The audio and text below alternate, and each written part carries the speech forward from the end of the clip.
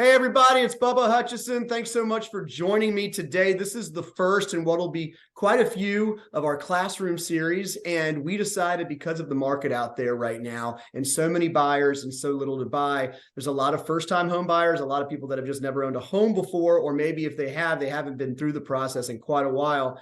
We wanted to bring you up to speed on some of the real basics of what you need to do to put yourself in the best position to purchase a home right now. And the only way to really do that is to get in touch with a lender. So today I have on one of my good friends who's been a lender in our area for quite a long time, has been very successful. It has helped so many people achieve their ability to buy a home. Ben Munson, who's with Tidewater Mortgage. Ben, what's happening? How are you? I appreciate it, man. Thank you so much for letting me come on here. So, ever since I can remember as a kid, Bubba, like I've always loved math and numbers. So I remember at being 12 or 13 years old, just reading like investing books and stuff like that. So, Really? It's really cool. I love numbers, math, and I love the art of a deal. And number two, I love helping people. I love seeing people achieve. So I've got a goal for myself. I don't know about you, but I've got a goal of helping over 1,000 homeowners in 10 years. And I'm well on my way. So I was have going big to say, goals. you've been doing this for So thank you for how letting me long join. now? That's my intro. Well, you've been doing this for how long now? 10 years? So I've been a lender for probably 17 years. Started with a small local bank, just doing car loans, personal loans, things like that. But really in the mortgage business now for 6 years, since 2017. Okay, well, that's a great start to, transition right into mortgages, is with all different kinds of loans. But Ben is fantastic when it comes to explaining everything that goes into knowing how to be pre-approved, what kinds of loans are out there, and what's really what's best for each person individually when it comes to trying to find a way to buy their next house. So probably the best way I can get this started is just discussing my experience dealing with buyers of across every landscape over the last couple of years. And they always come to me ready to look at something, wanting to look at something tomorrow, maybe not even knowing how they're going to buy it, or someone coming to me and saying, hey, I don't even know where to start. And either if you're looking to buy something tomorrow and just think you've got the money for it, or you're somebody who doesn't know where to start, first things first is you've got to meet with a lender, unless you're buying in cash. Hey, if you're buying in cash, God bless you. Hey, wait for our next video, because this isn't going to apply to you. But if you're buying in cash, I still want to meet you, because maybe we could be friends, Right. And hey, they might have some ability to buy some rental properties and need a little loan or something down the road. But if you're going to need a loan, like the vast majority of Americans do when they purchase a home, you're going to need to speak to a lender first. The first thing I do with every buyer is say, okay, let's get you with a lender who I think is going to really take care of you. And they're going to set the roadmap for you on what it is you're going to be able to buy, if you can buy, and what you can buy, and how much, and then what's comfortable for that person's budget. So talk to me, Ben, about the pre-approval process, because the first thing I always say is, hey, here's Ben. He can let you know what he can do for you. And it starts off with being pre-approved for a loan, because nowadays, no seller even wants to show their house to someone who's not pre-approved yet. Yep, exactly. So getting pre-approved, people confuse the terms pre-qualified and pre-approved. So pre-qualified is a lot of times you just go online, you fill out a little application, you tell them what your income is. They don't gather any documents. They don't do a credit check. And they just say, hey, yeah, you could probably buy this. So that's not as strong as a pre-approval. And that's what really sellers are looking for in a buyer, is to be pre-approved. And that means the lender has gotten all of your documents, they've pulled your credit, and they've gotten an approval, whether that's through an underwriter or through the automated underwriting system. But pre-approval is much stronger when making an offer. And that comes from talking to a professional like myself, whether it's a big company or small company, and getting that done. So, well, the pre-approval is not even something that's smart. I mean, you have to have one nowadays, or else no one's going to even look at an offer of yours. So you've got to have that pre-approval. Exactly. And really the first step is to get the application done. And that's a pretty easy process, either over the phone or online. Then I gather documents from the customer, and then I'm able to tell how much they're approved for, the maximum that they can be approved for. I'm able to tell them how much their payment is at different purchase prices, so they can make sure to keep the payment within their budget, as well as closing costs and what the numbers look like for the deal. So, when we're evaluating somebody's credit, it really is there's three main things that we look for, and if it's all right, I can share my something on my screen here. Please. So I like to think of it as a three-legged stool. All right, this is what you're looking for, and this right here is what you're looking for when it comes to getting someone pre-approved. Exactly. So if somebody comes to me, these are the three. This is high level stuff. The three big things we're looking at, and first is income, and under the income category, we're talking about what is the affordability of the property. How affordable is it? And that comes in the form of debt to income ratio. People have heard that term before, your debt to income ratio, which is basically all of your monthly debts added up, including the new payment, and we divide that into your monthly income. So that tells us what percentage of your money every month is going to service your debts. And typically lenders look for around 50 to 55% maximum debt to income ratio. And that's so let me go back though real quick to the three-legged stool analogy. So if one of these three legs is weak, all right, the stool will probably still stand up, but if one of them is broken, the stool is going to fall over. So you've got to have strength, or at least some strength in each of these areas, in order for the stool to stand up or in order to get approved. So that's the analogy with the three-legged stool. So if, I mean, I run into it all the time. Someone's got great credit, but they just don't make enough money to take on the responsibility of paying for a monthly mortgage. And so that's where the credit looks great, but the income's not enough. So that's going to fall everything over. And then vice versa, horrible credit, great income. Yep. You're not going to get pre-approved. And some things are easier to fix than others. Income is very hard to fix, right? Credit's fixable. Income's going to take some time. Yeah, exactly. Credit's a little bit easier because there are things we can do, maybe pay some things off, get some things removed to fix the credit. That's a little bit easier, and but let me continue with assets here. This is basically like your down payment or how much you have in the bank, obviously. So that makes a difference. More you put down, the more likely you're to be approved. And that can come in many different forms. This is the hardest thing for a first-time home buyer, Bubba, right here, is to get that money together. They've got the job. They landed the job out of college. They got the credit score, but they just don't have the down payment. And that's where like down payment assistance programs that we'll talk about later will come in, and maybe a gift from a relative, or a 401k loan or something like that. So yeah, I mean, that's how I got my first house. I had income. I was showing income. I had fine credit. But, you just don't have the time to set aside all this money in the bank. So I had to get a gift from a relative. Yep. So it happens all the time. But yeah, exactly. Good to know there's all kinds of ways that we'll talk about to do that. And then credit is the third leg. And obviously everybody knows their FICO score. But in credit, we're looking at, their credit history. How many things have they been late on? Are there any bankruptcies? That kind of thing. So that's sort of the three-legged stool analogy that I love to use. And hey, I've been really surprised over the years by how quickly the pre-approval process can take place for some people. Yep. I mean, I've had clients of mine make a phone call that took 25 minutes and they are pre-approved. Exactly. Yeah. It just depends on the lender they're working with, and to make sure, they're not just getting a pre-qualification, they're getting a pre-approval. But yes, absolutely.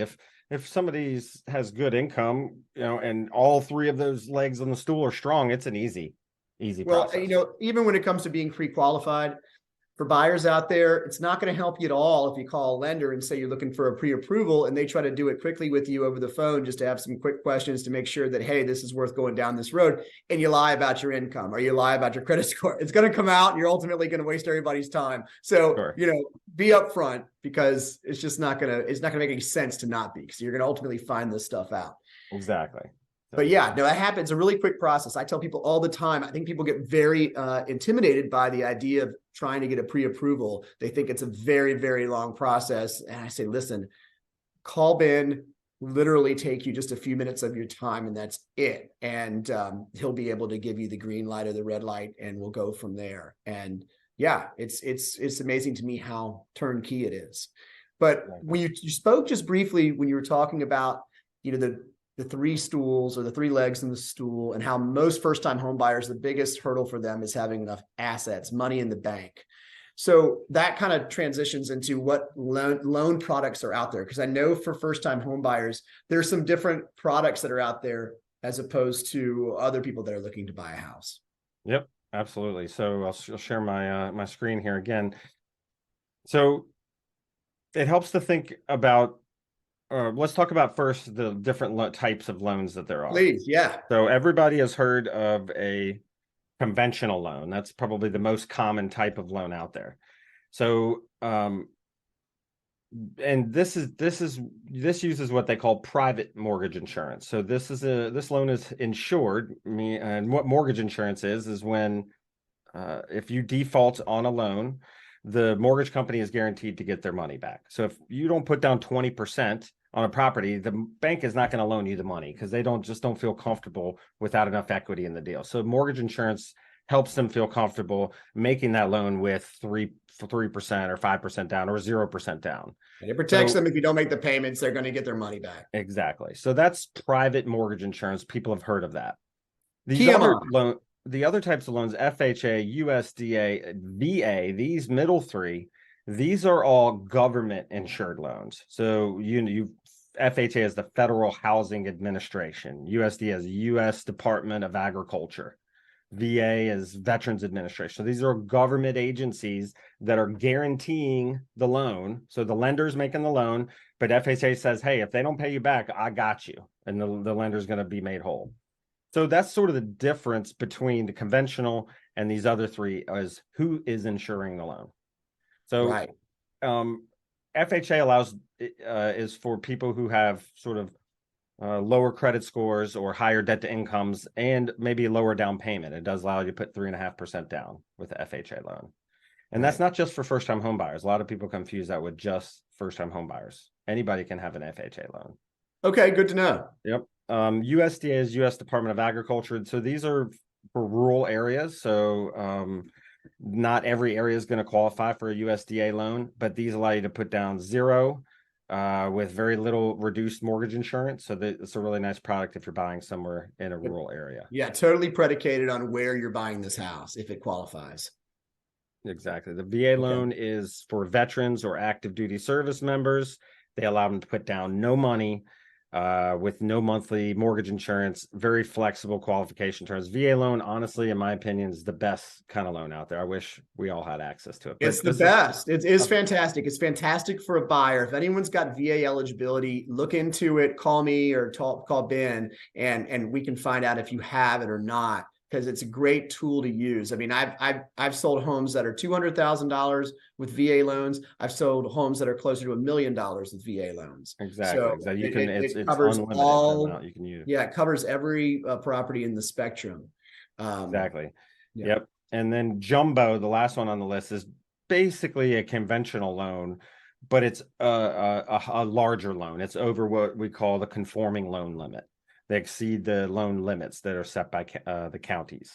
Isn't there a price?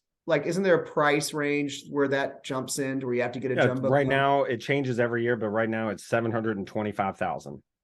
Okay, so if you're going to get around there, it's around that $725,000. Okay. Yep. So if you not to get too in the weeds, just real quick, but if you have a $750,000 house you want to buy, and you want to put down $25,000 in order to get under the loan limit. It's about the loan size, not the purchase, not the price of the house. Exactly. Gotcha. Exactly. Okay. Great question. So here now I want to get into down payment assistance, right? Each one of these, except for the VA and USDA, which not everybody can qualify for, all these require a down payment. Right. Jumbo, conventional, FHA. Right. In Virginia Housing is a state agency. They have two different programs. One is a grant program, a down payment assistance. It's right here, 2 to 2.5% of the purchase price. And so you have to the buyer has to come up with 1%. So they give you 2 to 2.5, depending on whether it's a conventional or FHA loan. They put the 1% with it, and that's the down payment. And it's a grant. It doesn't have to be paid back, which is really nice. You have to be a first-time home buyer.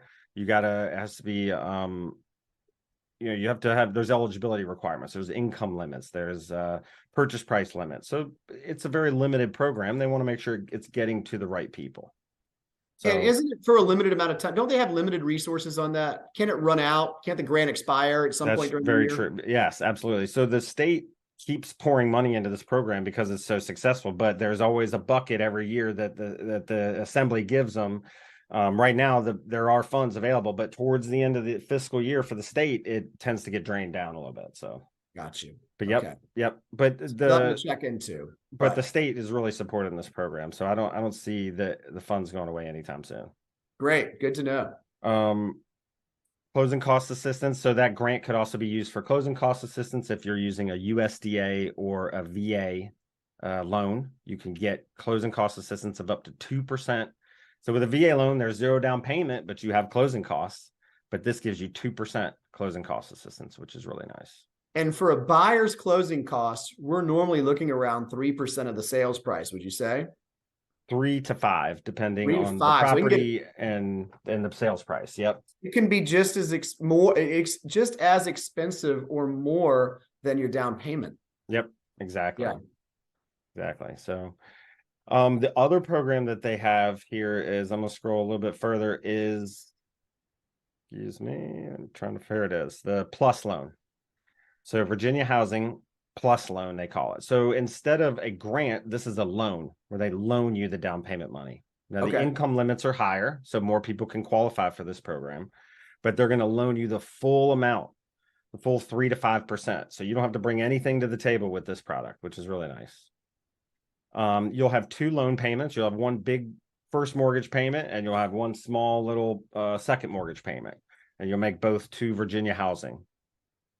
Okay, so one payment's going to pay for the house, the other one's going to pay back your down payment assistance. Exactly, and both of them are mortgages on the property. There's a first mortgage and a second, 2 liens on the property. Got it. So you can even finance part of your closing costs into this. Okay. Into this loan, as long as you have a 680 credit score, which not a lot of people know. Okay, very cool. You also have to be a first-time home buyer for this, and there are income limits, but like I said, they are higher.